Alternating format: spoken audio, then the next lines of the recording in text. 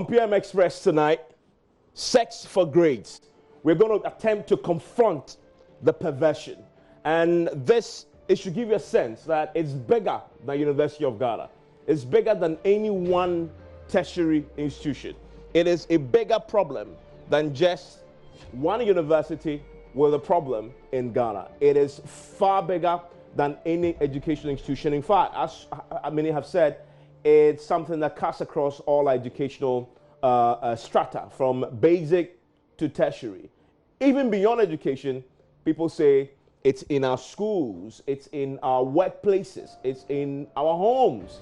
And so this is a bigger problem that we are trying to confront today. But of course, this is within the context of education. We know that two of the lecturers who were caught in the BBC documentary have tonight been interdicted. That's Mr. Jampo and Mr. Butako there have both been interdicted tonight by the University of Ghana. The two were captured in the alleged sex for grades documentary, making sexual advances, to undercover reporters who posed as students in some instances. We also know that the University of Ghana has come down very heavily on this particular matter. A statement issued by the university a while ago says that the two will be invited by the Anti-Sexual Prevention and Harassment Committee of the university to assist with investigations into this particular matter as part of the university regulations. Now, the statement adds it will not shield any employee who flouts the regulations as far as the university is concerned, and sexual harassment is concerned as well.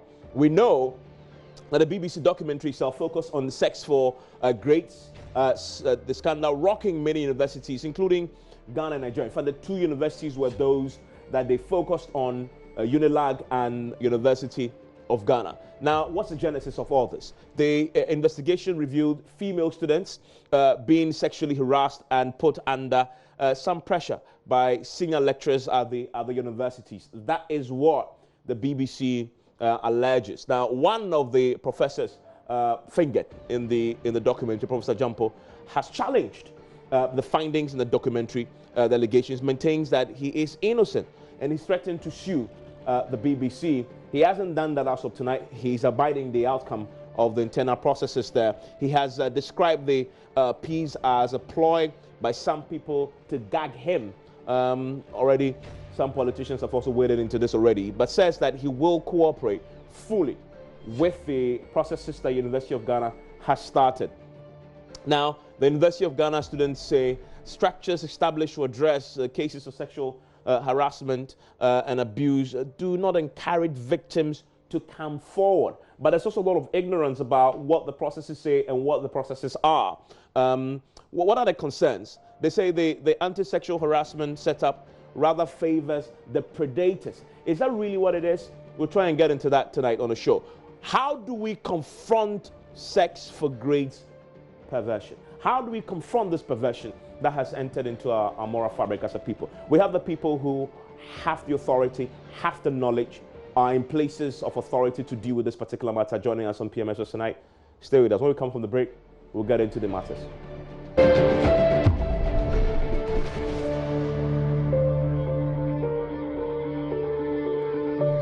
We're live on PM Express tonight. My guests in the studio, Professor Margaret Amakuhene, Dr. Margaret Amakuhene, yes. A woman, I must say, that I have admired from afar. I mean, if you are a trained journalist and had anything to do with communication, you cannot pretend not to know what she stood for, especially when it comes to communication studies. So I'm grateful to have you join me on television tonight. She's the chairman of the Anti-Sexual Harassment Committee of the University of Ghana. Also with me in the studio is the SRC president of the University of Ghana, Isaac Jimanaiti. Thank you for your time. Thank you.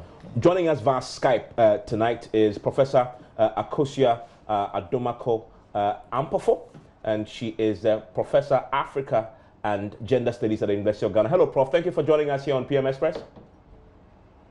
Thank you so much for having me. Good evening. Fantastic. Also joining us via phone is Professor Kwesi Yanka. He's a minister in charge of tertiary education, and he's been speaking about this tonight for the very first time. Has some very interesting views on this, and he introduced the concept. And apparently, as we will learn a bit more from him, the government had made the development of sexual policy a prerequisite for licensing or accreditation of universities and tertiary institutions in the country. New policy that was introduced fairly recently. Dr. Makuhe, let me start with you. A lot has happened since this story broke. Very latest is that the university has decided to interdict the two professors. Is that in keeping with university's principles and policy? Well, I think it's in keeping with natural justice and what ought to be done when somebody is under investigation, and especially when that person is seen to be a person in a position of power and authority over those that are alleged to have been harassed. And therefore, in order to aid in people coming forward to offer whatever suggestions they have, whatever information that they have, it's important that these people do not obstruct the course of justice. And so, yes, I think it's appropriate that we ask them to step aside for now. Let me bring in Professor Akosia on this. Prof, what's your reaction to the decision by the university tonight to interdict the two? Thank you once again. I can only agree with my chairperson of the Anti-Sexual Harassment Committee that when allegations of this very serious nature are made, and when we're dealing with issues that have very deep implications for the university and for our larger community in Ghana, it's important that when an investigation is going on, the public can be assured that the individuals involved have stepped aside so that that investigation can be perceived and believed to be transparent, and for, as Dr. Makohene said, so that the laws of natural justice, but also that legal requirements can be followed. So I think this is a usual practice in cases where serious allegations are made against senior officials, and even where people are not necessarily in power. But the point is that where individuals are in positions of authority and have influence and power, in order for those who are involved and others who may need to make complaints to feel secure, it's important that those individuals step aside. Okay. Isaac, you represent the students. Is this what the students want? That the two professors be asked to step aside for now?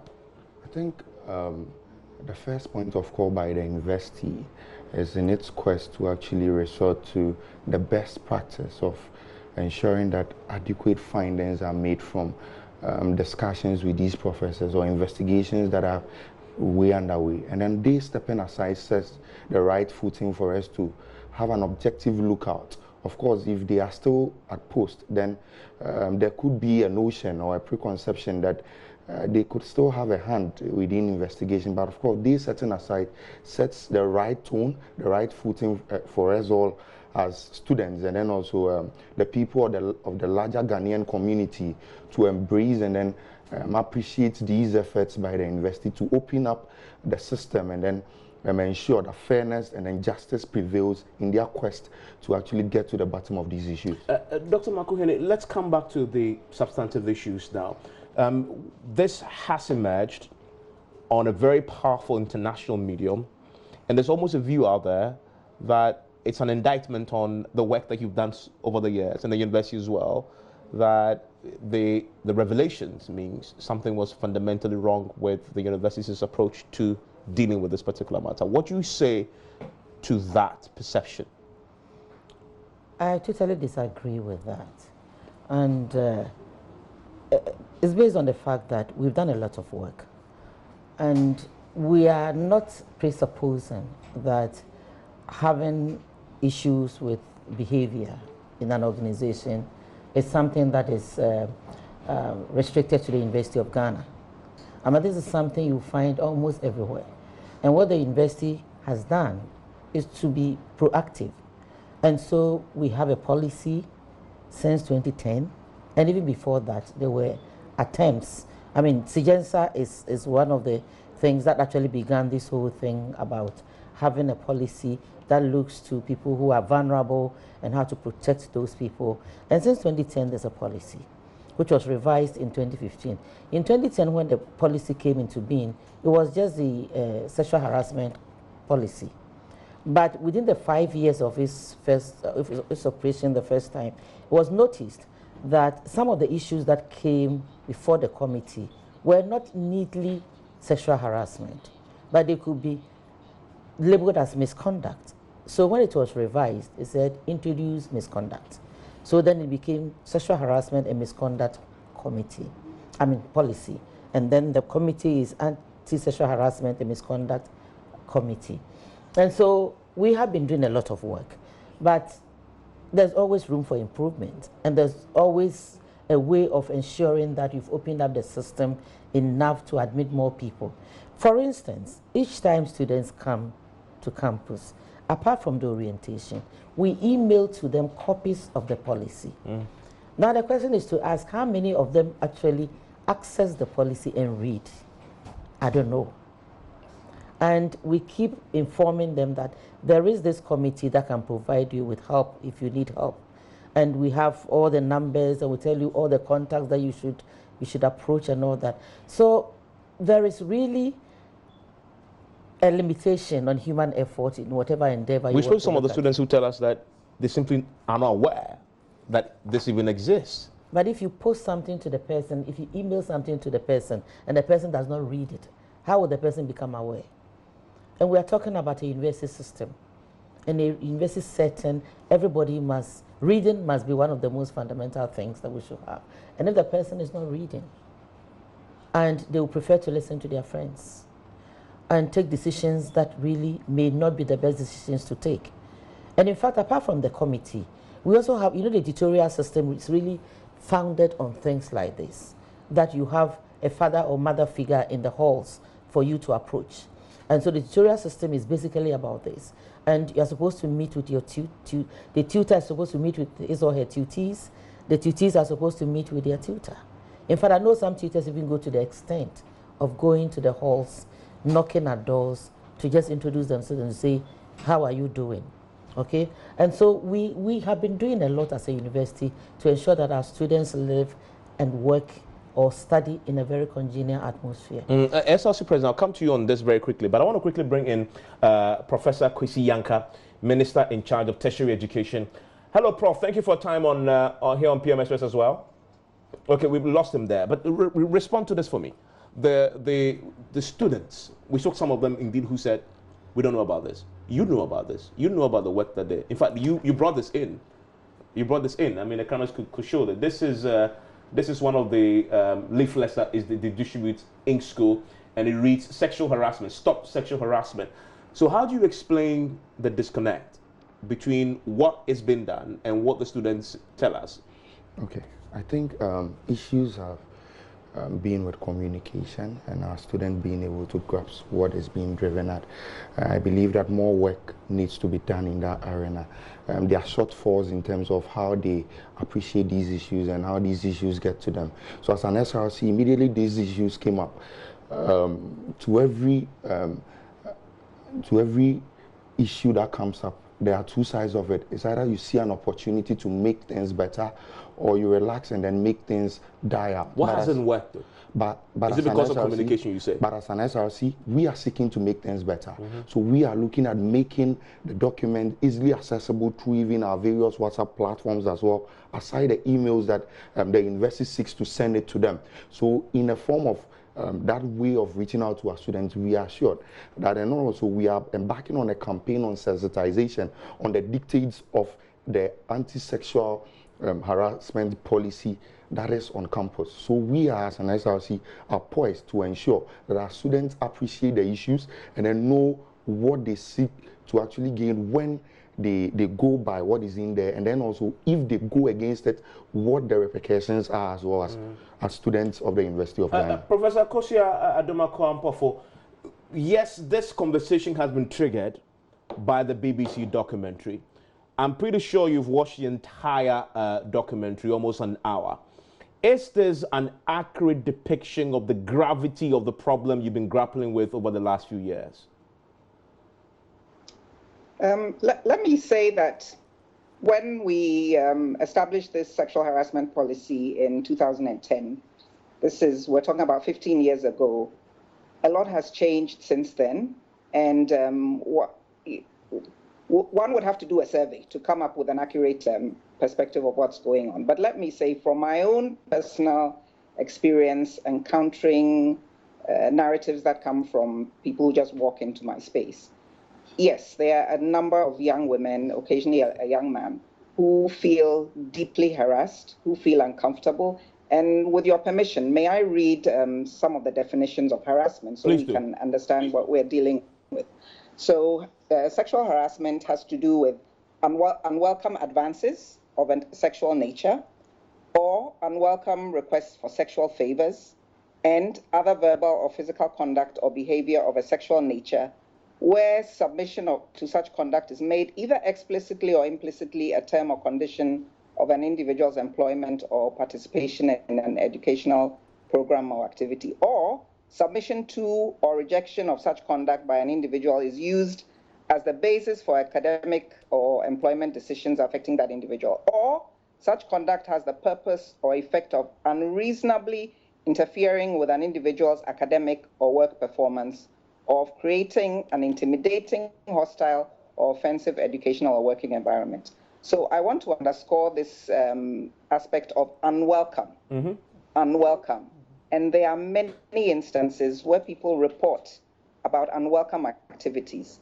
There are much fewer instances where people make formal complaints. So you hear anecdotes, and anecdotes cannot be used to measure the severity of an offense or of how much of that activity goes on.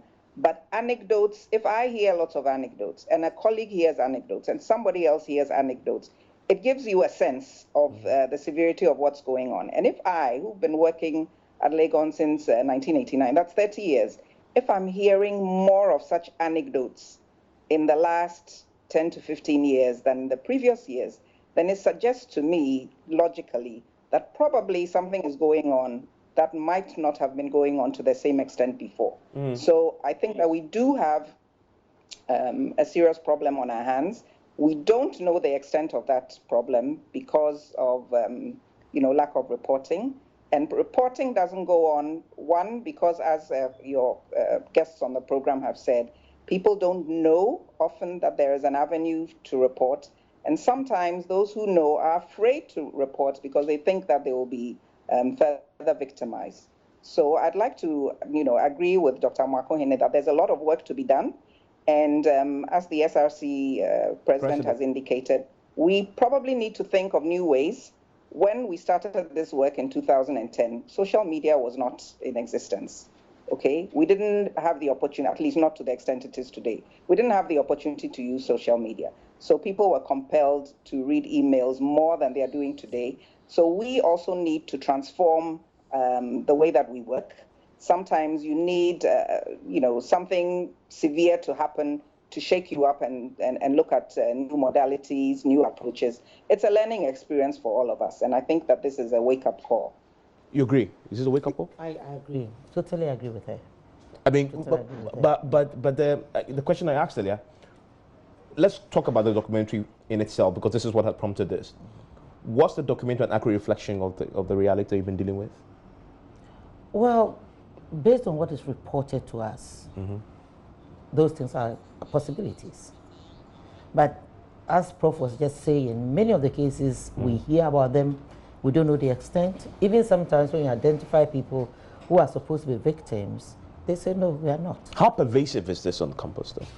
I would say pervasive based on the kinds of stories we hear. But how do you investigate something that whose source is denying? And it's not because, there are many reasons. It's not because sometimes they don't even know that they can report, but sometimes because there have been cases where somebody reports, the parents say, no, withdraw, because you are in second year and you don't know what's going to happen to you. What we try to do is to convince them and to make them aware that you are better off reporting than not reporting. Because when you report, you kind of tell the person, stop, you can't go any further.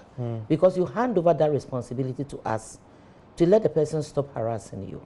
But if you don't report, then you have two people, you and the person who is in authority and can do whatever they want to do, in authority and power, and they can do whatever they want to do with you. And so we say report to us and let us handle that aspect of it. So in terms of its pervasiveness, I think it's quite pervasive. How are you dealing with the fear of victimization? Because that will put a lot of people off coming to you. They're dealing with lectures here, and there's a lot of perception out there that Ghanaian lecturers sometimes can do that to you. So women will not come forward. Well, how do you deal with that? By giving them assurances. Okay. We give them assurances. And in fact, in extreme cases where the student says that I go to the class and I feel intimidated, fortunately for us, especially at the undergraduate level, you have courses that are split into about 2 or 3. So you move from lecturer A to lecturer B, which is a possibility. In cases where the student has said that I was making A's until this man started making advances, suddenly I'm making a C, your script, the entire script is taken out of his hand, given to somebody else to grade. And so they are protected. Because, you know, when the person knows that the spotlight is on me for all the negative reasons, they tend to be more cautious. But if you have not reported them, then they go on doing what they want to do. And you are the victim and you continue being victimized. Did this particular, it was advertised as sex for grades. Yeah. You've watched it. Did you see sex for grades in there? Well, I think many people have commented on that. But nonetheless, I mean, the simple answer is no. At least not as it involves Ghana. But it doesn't mean that this is not a serious issue to investigate, because our policy has been breached. And then in what sense? In the sense that all the definitions of sexual harassment and misconduct, if you are misconducting yourself in a way that is, I mean, it was inappropriate for you to be seeking all the things that we saw in the video. And so the policy itself is breached. And then we also have the code of conduct, okay, or code of ethics of members, senior members of the university, that is also breached. It is, I think, based on those that the university decided to interdict and then to let investigations go on and be sure that we actually investigate something out of this. As a lawyer say, you're saying that on the face of the evidence given you, prima facie, Exactly. codes, ethics have been breached on the face of it. On the face of it, yeah. Okay. On the face of it. So that's the whole purpose of going into it to investigate. And in fact, you cannot take a decisive decision on somebody when you haven't heard them. And so we want to hear them. The documentary is like the first point at which we receive something to work with. The next thing is to invite people who think that they have been victimized in times past or they are currently being victimized to come forward. So so that's an interesting point. I saw it in the cinema. I was asking, what do you mean? What you're saying is that you're going to ask people who may have encountered these two lecturers before or have similar, or any others, to come forward. Come forward. Come forward.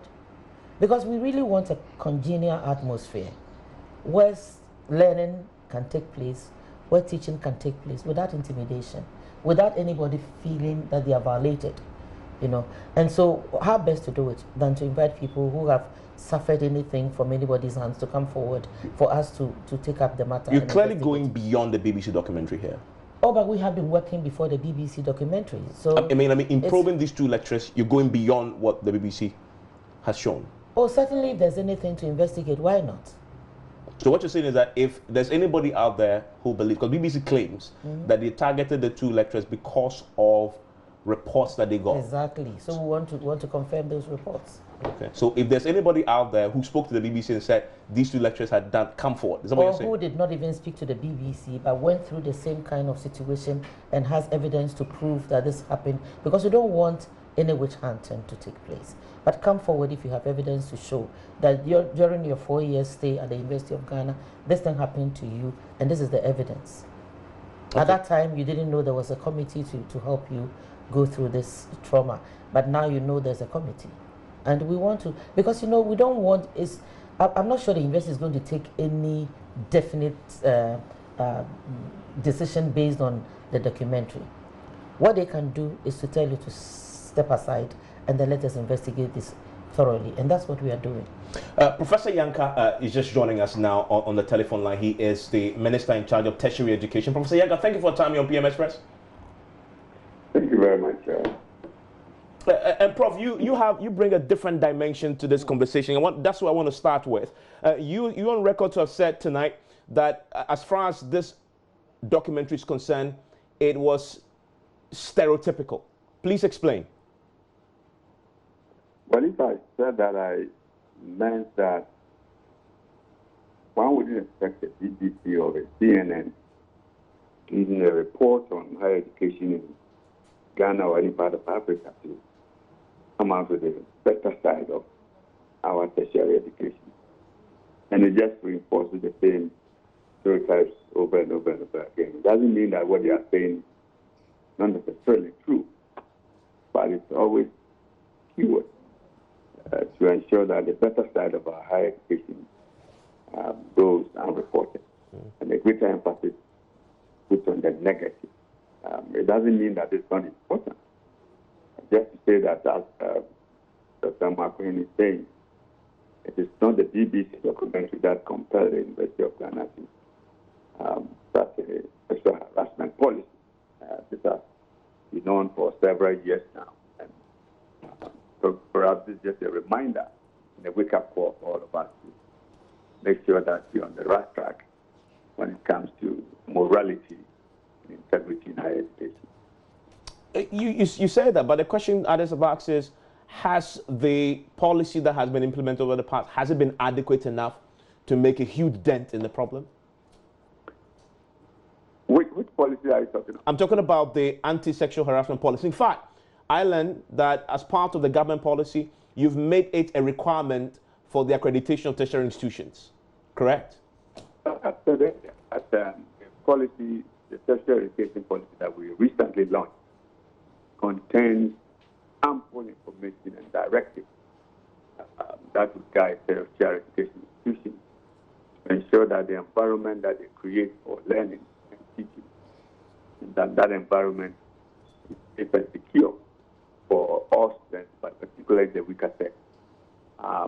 And also to ensure that our target of installing 50-50 parity in enrollment is reached.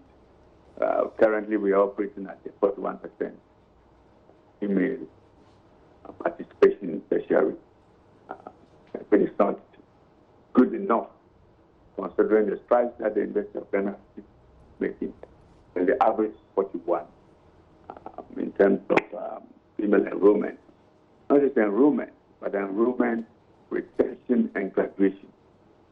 Enrolling female students, ensuring that we retain them and then do not color the environment and compel them to leave before the time for graduation.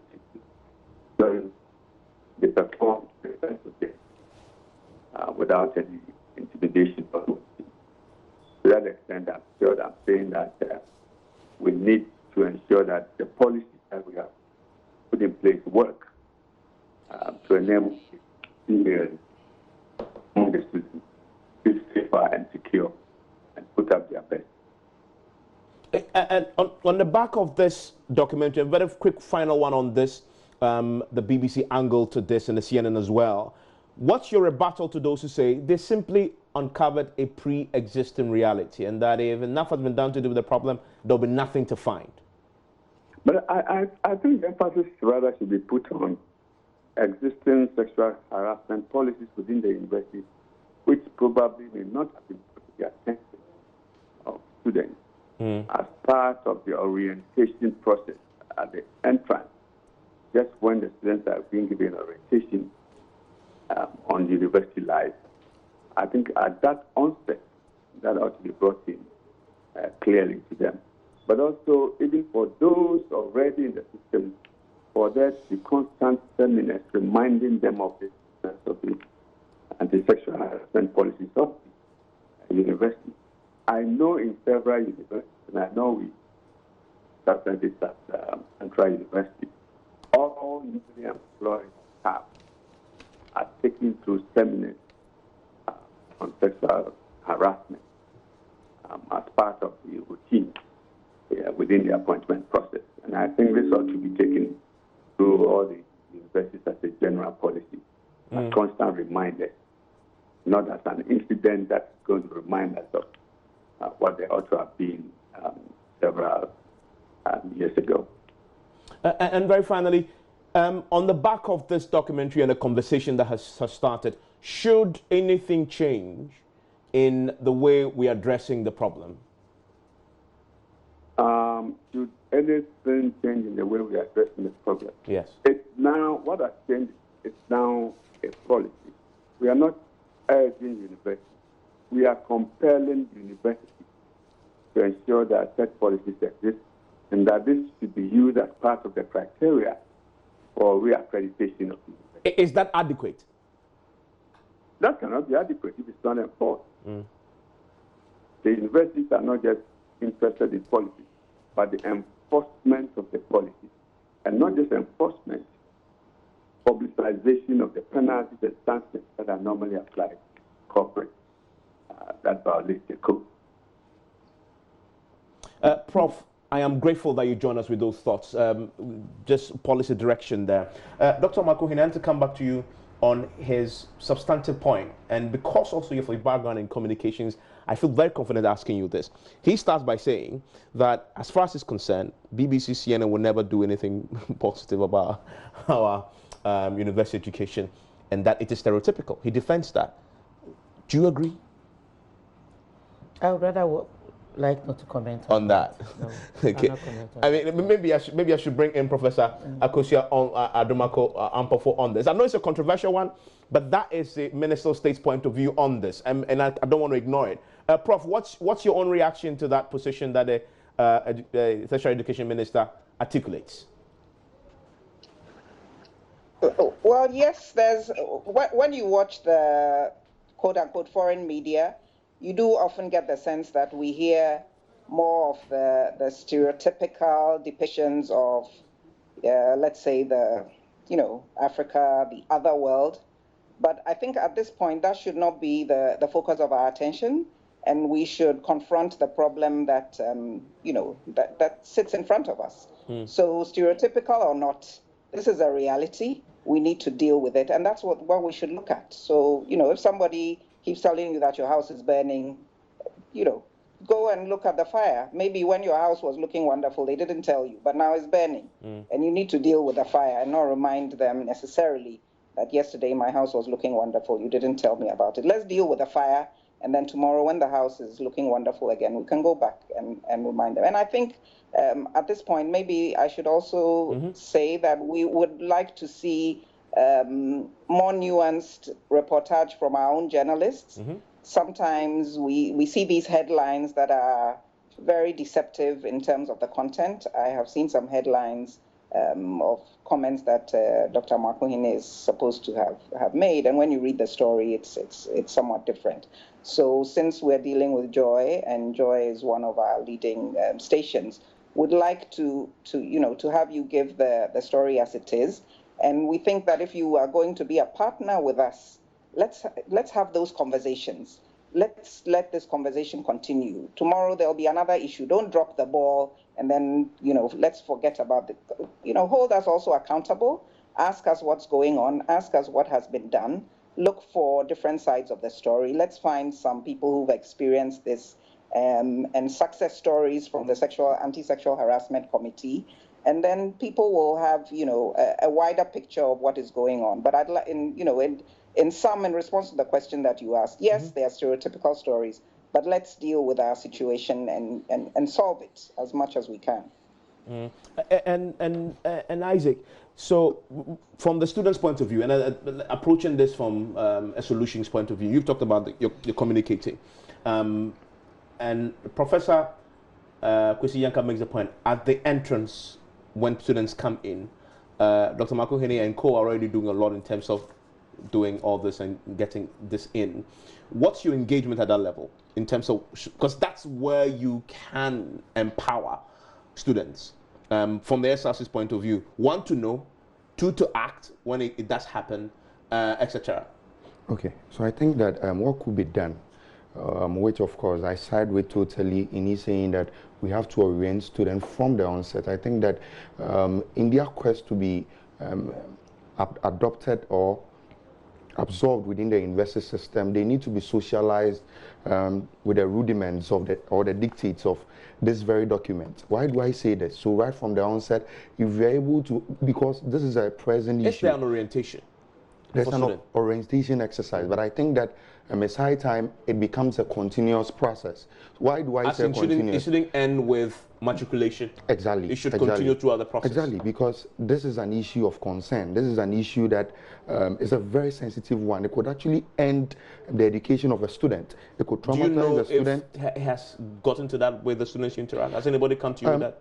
In terms of official correspondence, we haven't received anything of that sort. But of course, these are special instances that might or might not have even happened. But as I said, we always make preemptions and then also look at how possible these events can actually take place. But in actually finding a long-lasting solution to this issue, as I said earlier, they should be socialized through the dictates, with the dictates of this very document, right from the onset. So after matriculation, a week even after, there should be series of programs. Of course, we as an SRC, under my leadership, we are willing to actually partner with the university to ensure that our students, considering what has happened, I believe this has thrown a light on something that might have been in the dark, that have been speculative in its way of transmission. That is, it has always been among rumors, students, rumors, but now we know it happens. But now I think some lights have been casted to that on that very. But here's the thing, though. I heard Dr. Marco Hene today in the morning make a point about their extension of invitations to the student body to be represented on the committee. And Dr. Marco Hene, if I'm misrepresenting you, please correct me. And that they found it difficult to have you because there's a concern there that it's a non-paying task. Please respond to that for me, because without the collective contribution to this fight, we aren't winning it. Okay, in providing clarification to this issue, she was speaking of precedents.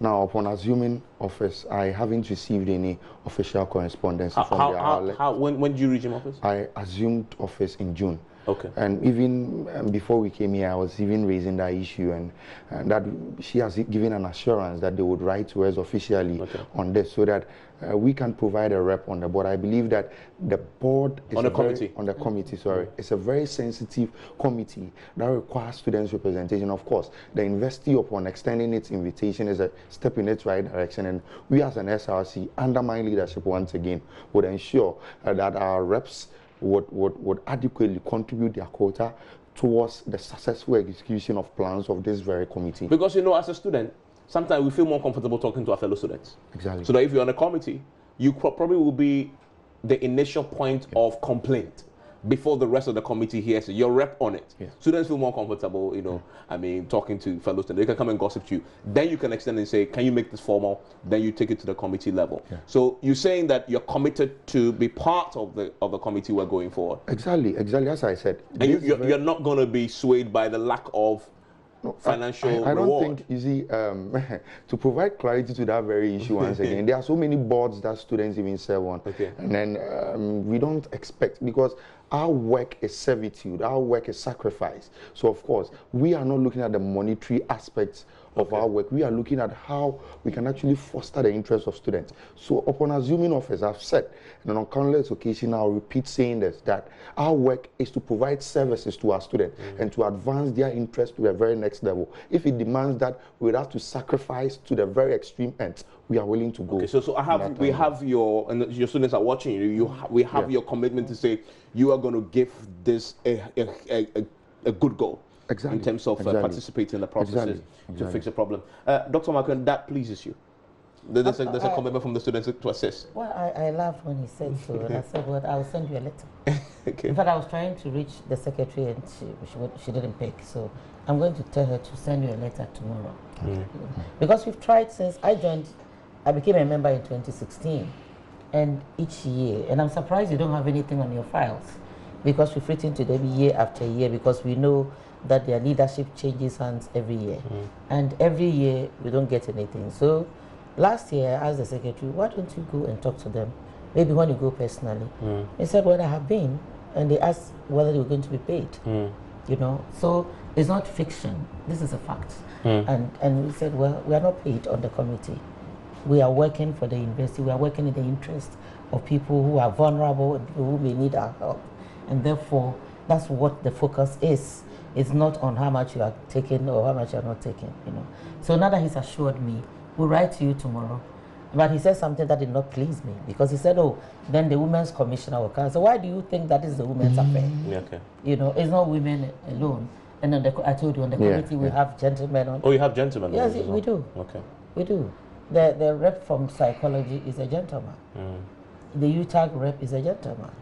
I think the FUSAG, or I think it's FUSAG, the rep is a gentleman. Okay. And so we want to have gentlemen so that we have a balanced committee where issues are discussed, not based on this is a woman, but based on this is a human being whose rights have been infringed upon.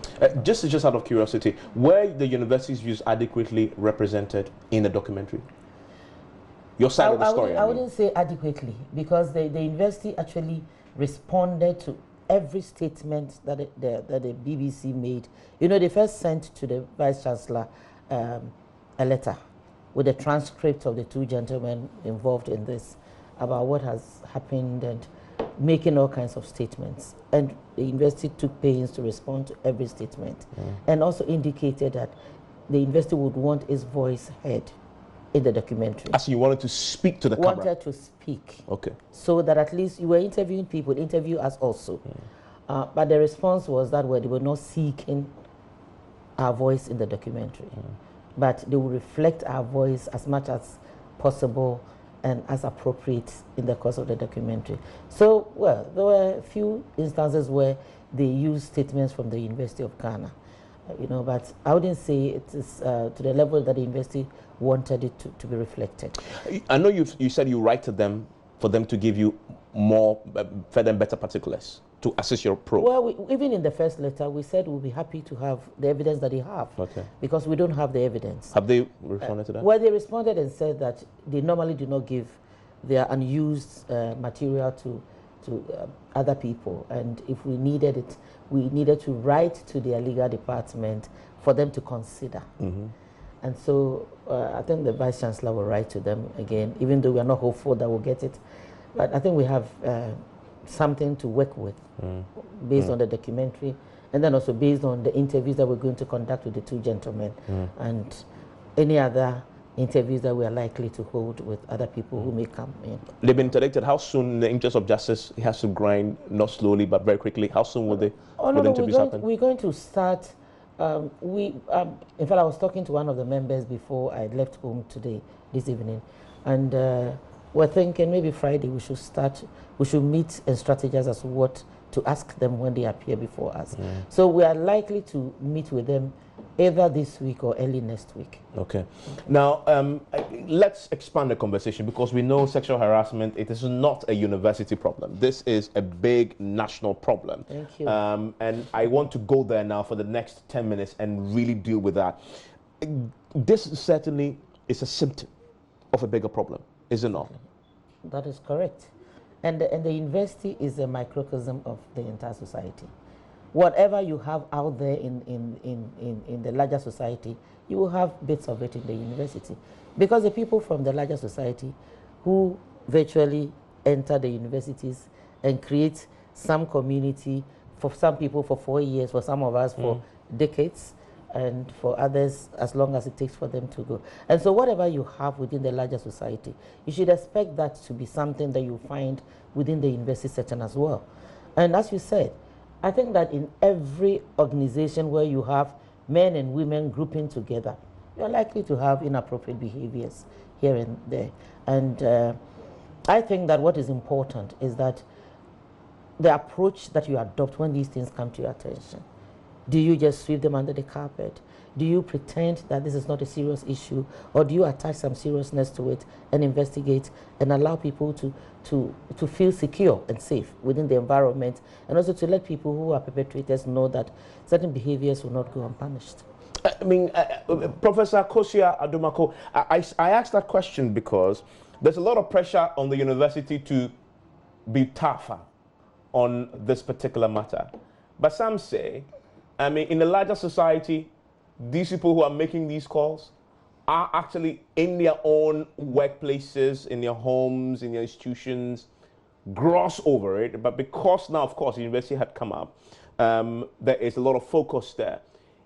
What's your own comment on how this is a reflection of the societal problem? Yes, indeed. We are a microcosm of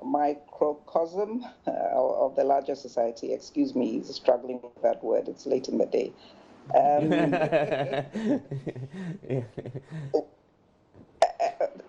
There's a lot of hypocrisy in our country. You know, I think we should call a spade a spade. There's a lot of hypocrisy. We perform for the cameras. What we do behind the scenes, so long as we are not caught, it's not a big deal.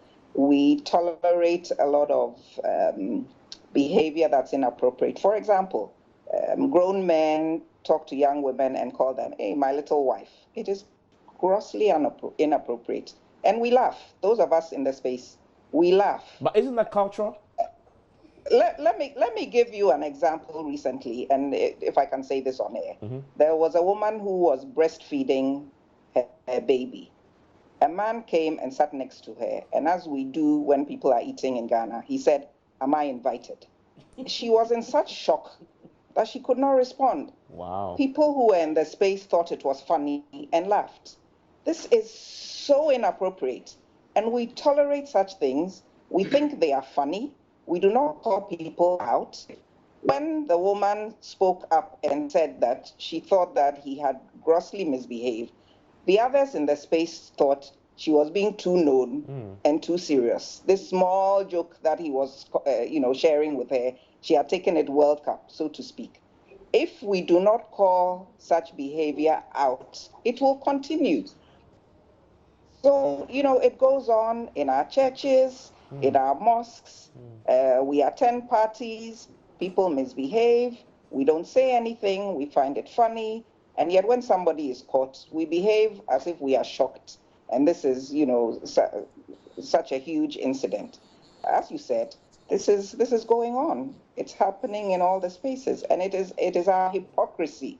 We pick out certain behaviors for attention, and then we leave others, and sweep them under the carpet. But he makes a very important point, that in the larger society, we are not sanctioning this enough. But there's a lot of pressure on you to do wonders with this right now. Is that a fair expectation to have when in the larger society this is the norm? It is the norm. Even certain pastors are abusing ladies in the church. At the workplace, it's happening. And we know, we talk about it. But of course, as she said, because the cameras are not on them. And unfortunately, Jampo and Butako happen to have cameras on them. And so the University of Ghana has to take the flak for all these things. But of course, everything that is happening there is happening in the larger society. And to what extent, so we were saying this is university, but I say at the beginning that throughout education you find defilement is part of the problem, where at basic levels, teachers are still taking advantage of. What do we need to do systematically? I mean, yes, we are saying the university should fix the problem. We've talked about policy with the minister. But in the bigger picture, how do we address it from the roots? Well, sensitization of children right from the root. But sensitizing children also has its own, the other dimension is that you cannot tell children what to do whilst you are doing the opposite. Yeah. Because they learn better by watching you do what you want them to do. And therefore, if you are not providing the good example, then they imitate what you are doing, they grow into adulthood, and then they think that is all right because that's what they found in their background. Secondly, I think as a nation, we should begin to properly sanction wrong behavior. We allow too many things to go, and somehow we expect that in some other space, somebody should be doing something. And so if you allow things to go because, it's this person who's involved where he might not have been serious with it, he was joking. Why should mine be taken seriously? And so I think we have to be consistent with our behavior. We have to let people know what we do not accept as a people, and what we accept, let them know. Because once you don't sanction, people will continue doing what they I mean, we talk about corruption all the time. And really, people get away with corruption all the time. Because I was talking to a very old professor. I mean, I'm sure he's pushing 90s. And he said, you know, I said, well, people who steal money will get out of their hands. He said, no, it never gets out of their hands. Because he knows people that he grew up with, whose fathers stole money from this country, and they are now the beneficiaries of that money. So they pass on to their children, because nobody sanctions them. And it's the same with the behaviors that we are talking about. If it's wrong, it's wrong. Let's sanction. And let's let people know that these are inappropriate behaviors that we are not going to take as a nation. But if we don't do that, then we only do the talk shop as we do all the time in this country. And Isaac, very quickly to you went to university recently. You're still in school? Yeah. And so you're fresh out of, I mean, I've been out of school. The doc has all been out of school for a long time. What's your experience with this particular matter throughout SSS, going to university? If not yourself, from your friends.